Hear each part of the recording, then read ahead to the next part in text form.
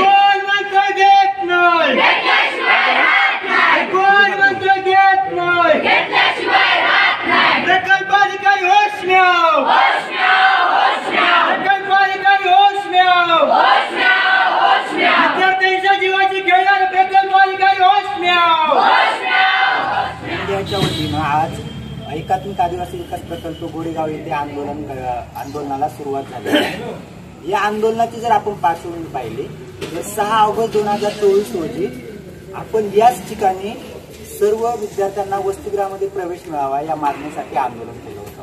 परंतु 6 तारखेच्या आंदोलनामध्ये माननीय नामदार दिलीप वळसे पाटील साहेबांनी आपल्याला विनंती केली की तुम्ही मंत्रालयामध्ये या, आमच्याशी चर्चा करा आणि तुमची भेट आम्ही आदिवासी विकास मंत्र्यांसोबत घालून घेतो आणि त्यांच्यासोबत चर्चा करून तुम्ही सगळे जे धोरणात्मक प्रश्न आहेत ते सोडवा, जेणेकरून सर्व विद्यार्थ्यांना वसतिगृहामध्ये प्रवेश मिळेल। त्यानंतर 29 आणि 30 सप्टेंबर 2024 रोजी पुन्हा एकदा आयुक्तालयावरती आपण आंदोलन केलं आणि त्याच्यामध्ये जी मंत्रालयामध्ये चर्चा झाली होती ती सर्व चर्चा आयुक्त मॅडमने स्वीकारली आणि त्याच्यानुसार आम्ही लवकरात लवकर कार्य करू याचं त्यांनी आपल्याला आश्वासन दिलं आणि त्या स्वरूपानं लेखी देखील आपल्याला त्यांनी दिलेलं आहे।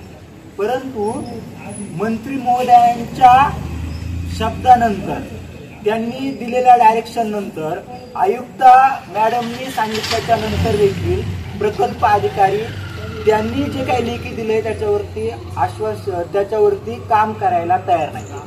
सरळ सरळ ते म्हणतात की आम्ही सर्व विद्यार्थ्यांना वसतिगृहामध्ये प्रवेश देऊ शकत नाही, जे की संपूर्ण महाराष्ट्रभरामध्ये 3 ते 3.5 हजार दरवर्ष 3 ते 3.5 हजार जागा ह्या रिक्त राहतात, भरल्या जात नाही, जे की ज्या विद्यार्थ्यांनी मागण्या केल्या आहेत त्या विद्यार्थ्यांना प्रवेश देऊ शकतात। हे ज्यावेळेस आपण निदर्शनास आणून दिल्याच्या नंतर हे जेव्हा सांगितलं जात आहे तरी देखील प्रकल्प अधिकारी जर याच्यावरती काम करायला तयार नसतील तर प्रकल्प अधिकारी आदिवासी विकास मंत्र्यांपेक्षा मोठे आहेत का? प्रकल्प अधिकारी दिलीप वळसे पाटील यांच्यापेक्षा मोठे आहेत का? हा आमच्या समोर पडलेला प्रश्न आहे की असं पण आपण म्हणू शकतो की नामदार दिलीप वळसे पाटील साहेबांनी आम्हाला शब्द दिला परंतु आता तो शब्द पाळला जात नाहीये, त्याच्यावरती ते काम मग आता हे करत नाहीये। जर त्यांच्या शब्दाखातर जर आम्ही त्यावेळेस आंदोलन थांबवलं होतं आणि आज जर त्यांनी दिलेला शब्द जर ते पाळत नसतील तर मग आम्ही दाद कोणाकडे मागायचं? म्हणून आम्ही असं ठरवलेलं आहे, जोपर्यंत सर्व विद्यार्थ्यांना वसतिगृहामध्ये प्रवेश मिळत नाही तोपर्यंत आमचं हे आंदोलन आहे ते आंदोलन असं सुरू राहील। आता आम्हाला याची पण कल्पना आहे पुढच्या 2-4 दिवसांमध्ये आचारसंहिता लागू शकते आणि त्याचा एकूण परिणाम होऊ शकतो, परंतु आचारसंहितेचा परिणाम याच्यावरती होईल असं काही होणार नाहीये। आचारसंहितेमध्ये जरी आम्हाला पोलिसांनी सांगितलं की तुम्ही आता आचारसंहिता सुरू आहे, तुम्ही इथून उठा आणि आंदोलन थांबवा, असं जरी म्हटलं तरी ते काही शक्य होणार नाही। आम्ही एकच निर्धार करून या ठिकाणी आलोय, एकतर वसतिगृहामध्ये ऍडमिशन नाहीतर जेलमध्ये जायची तयारी देखील आम्ही घेऊन आलेलो आहोत।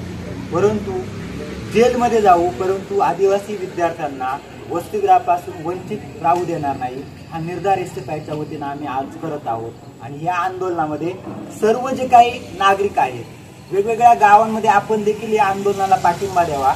आपापल्या पद्धतीनं ज्या गावकऱ्यांना शक्य आहे, विद्यार्थ्यांना ज्यांना शक्य आहे या आंदोलनामध्ये सहभागी व्हावं। आपण स्वतःच्या खर्चानं आपण गाड्या करून या आंदोलनामध्ये सहभागी व्हा आणि या आंदोलनाला पाठबळ द्या अशी विनंती देखील मी आपल्या या सोशल मीडियाच्या आणि मीडियाच्या माध्यमातून आपल्याला करतो। आणि जोपर्यंत विद्यार्थ्यांना प्रवेश मिळत नाही तोपर्यंत हे आंदोलन सुरू राहील आणि निश्चितच मला याचा विश्वास आहे की सर्व विद्यार्थ्यांच्या ताकदीने एसएफआयचा हा लढा तीव्र होईल आणि सर्व विद्यार्थ्यांना वसतिगृहामध्ये प्रवेश मिळतील। लढू आणि जिंकू देखील। थँक्यू, धन्यवाद। इन्क्लाब जिंदाबाद।